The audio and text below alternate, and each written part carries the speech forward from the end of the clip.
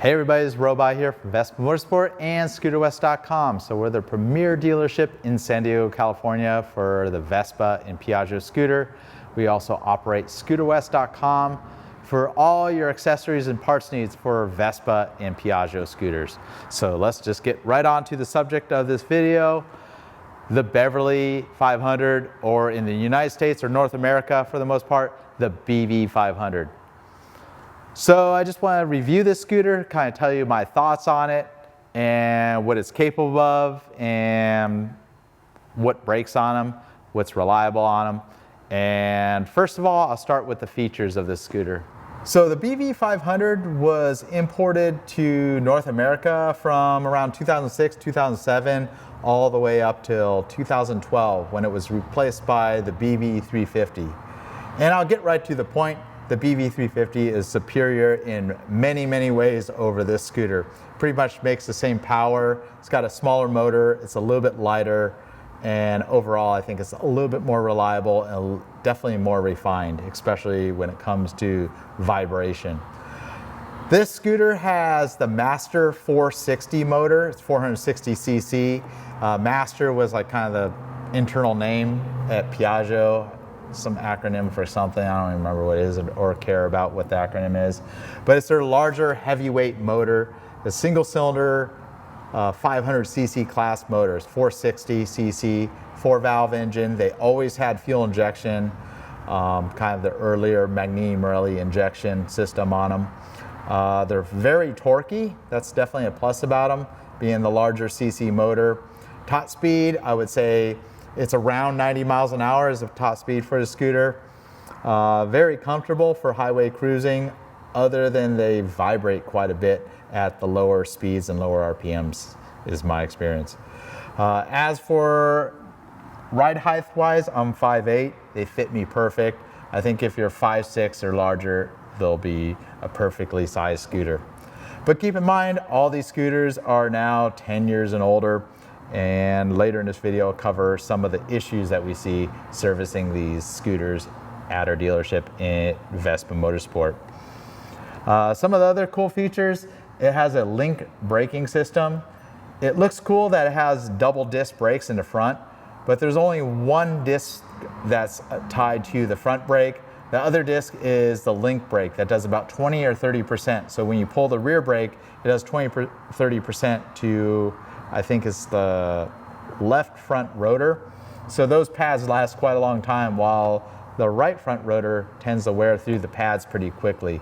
They got Brembo double piston brakes that are pretty reliable, easy to get pads for. The braking's adequate.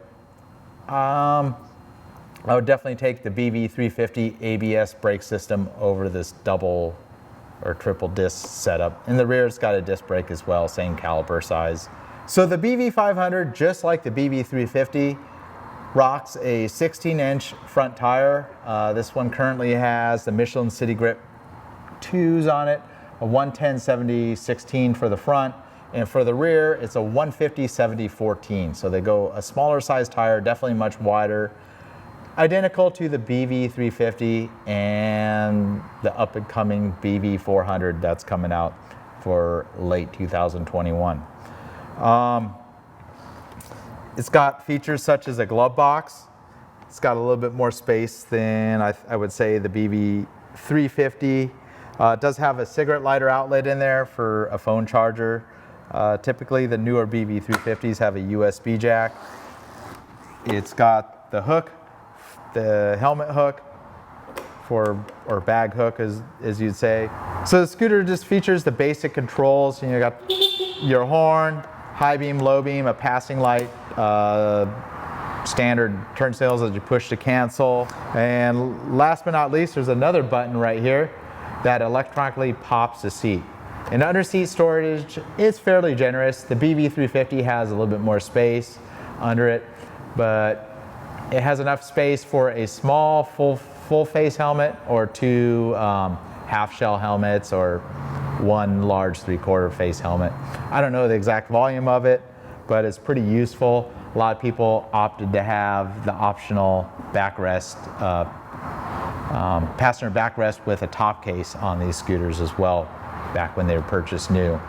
So these have a locking fuel door, and it's located in this tunnel right in the center. It's pretty nice. It keeps the weight down low with the engine. You certainly ride pretty nice, having most of the weight of this scooter down low. The tank, I think, holds around 2.3 gallons, if I'm not mistaken. I haven't looked at the spec in a while. Google it if you really want the exact spec. Miles per gallon on this, it's not quite as good as the BV350.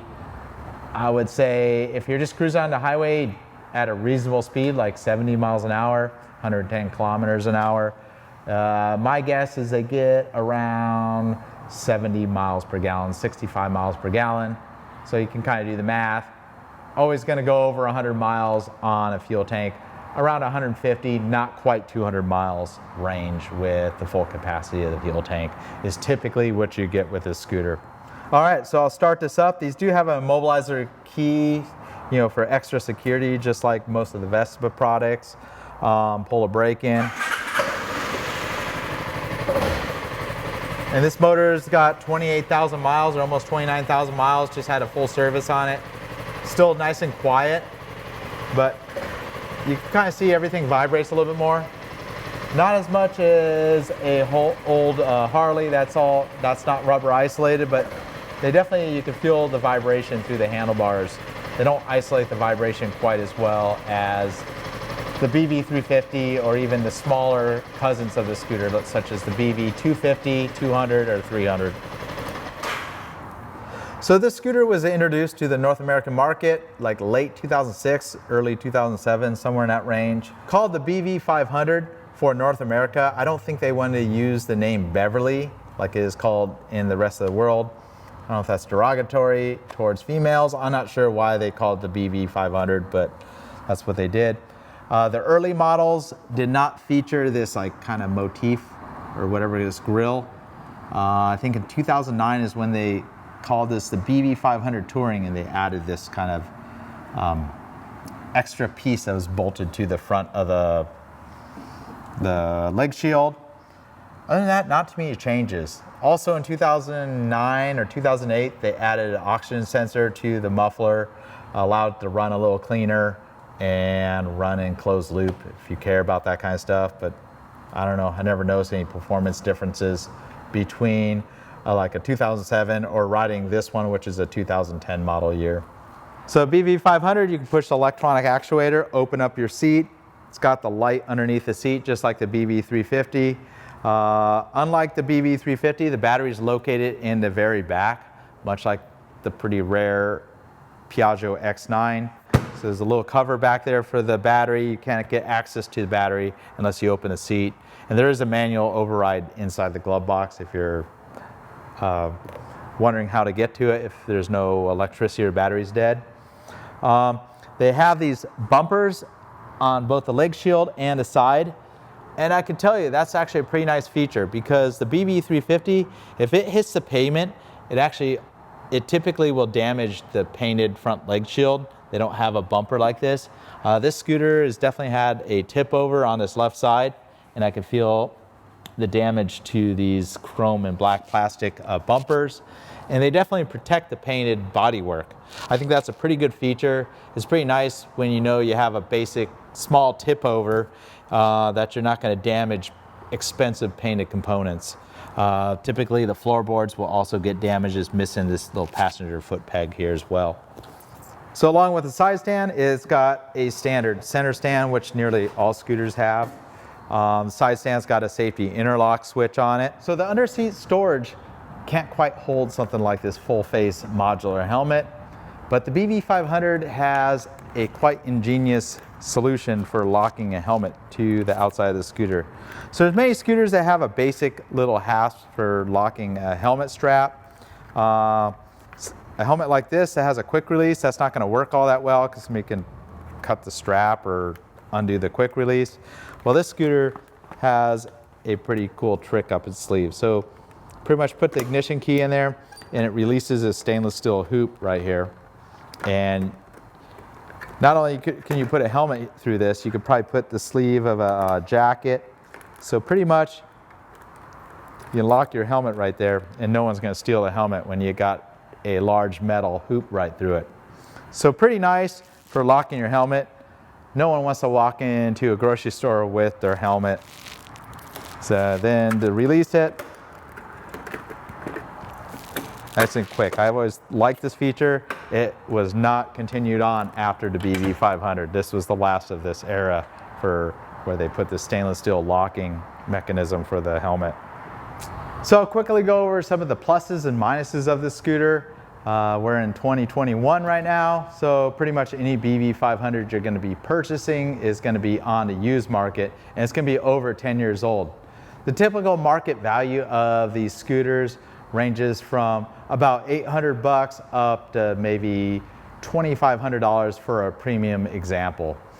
The pluses of the scooter, well, it's very capable of the interstate speeds here in the United States, which is very important.